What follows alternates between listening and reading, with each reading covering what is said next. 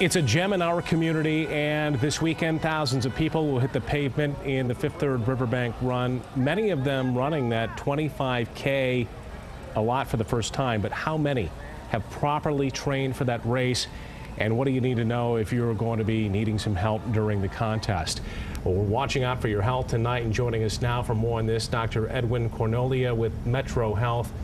Doc, thanks for coming in tonight. We appreciate it. We were talking about record number of entries this year, a lot of people running it for the first time. You're going to run into some hiccups along the way. I guess what, as a physician, as a medical professional, do you look out for runners along the racetrack? Right. You know, hopefully by now you've trained, because it's like cramming for your final exam. If you haven't done any training by now, it's only a couple days away. But if you're out on the course, we have physicians at every single aid station. And so what we're doing is we're watching for runners who may be struggling a little bit or maybe having some problems, and looking to see is there a way to help them. Because if you stop, you have a better chance of getting going again and finishing the race than if you try to just gut it out and get through it. So if you stop, you're going to have a good chance of finishing, actually. Yeah, we're not talking about pulling people off the track necessarily, but like recognizing, hey, you might be at risk here. Let's get you back in a tent, take a breather, and get back out there to finish. Exactly. Most people have done training to some degree, and they may miss some runs, or they may be sick, or work. You know, they didn't finish a lot of runs because of some work types of things. But if you've done any training at all, you can finish this race. You may have to walk a little bit, but again, a little quick assessment on the course and a little rest, a little hydration, and get back going again is often what happens. As a runner, there's a tendency to want to push through some of those warning signals that might pop up about you're getting fatigued to the point of getting in trouble. What should you be watching out for if you're running in this race?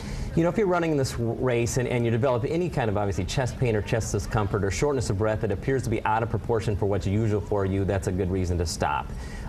If you're sweating profusely, if you're feeling sick to your stomach, that's another good reason to stop. Fortunately, the weather looks pretty decent for Saturday, so hopefully that dehydration isn't too much of an issue, but it becomes an issue as well. But just listening, looking for things that are not normal. If you're running the 25K, you've probably run some 11 or 12 mile training runs. If you're running out there and thinking this just feels different, it's a good reason to stop. Weather is always such a big factor in these kind of races. The temperatures look like they'll be pretty much ideal on Saturday. That's got to help. Exactly. Dress, we always tell people, dress like it's 20 degrees warmer than it is. So if it's in the low 50s when you start, pretend it's in the low 70s. You'll be a little cool when you're standing there waiting to start, but there's a lot of people around. But when you're out running, you're going to warm up. So a lot of times people still tend to overdress just a little bit, but it looks like good temperatures, and hopefully the moisture holds off, although a little dripping isn't bad for the runners as well, and the cloud cover is really great. So we're hoping for good weather, but we're prepared, because the years we get, we have great weather, we're still surprised by, you know, people who do still need help. You get that many people out on a race course, you know, someone's going to need some help. Absolutely. We're glad you're out there. Thanks for helping out. Dr. Edwin Kornoelje with Metro Health. Thanks for your time. Thanks for having me. 24-hour News 8, of course, your source for complete coverage of the Fifth Third Riverbank Run. Tune in to Daybreak Saturday. We've got team weather ahead of the race. We'll be streaming the start and finish lines at woodtv.com. We've even got a photo gallery after the race.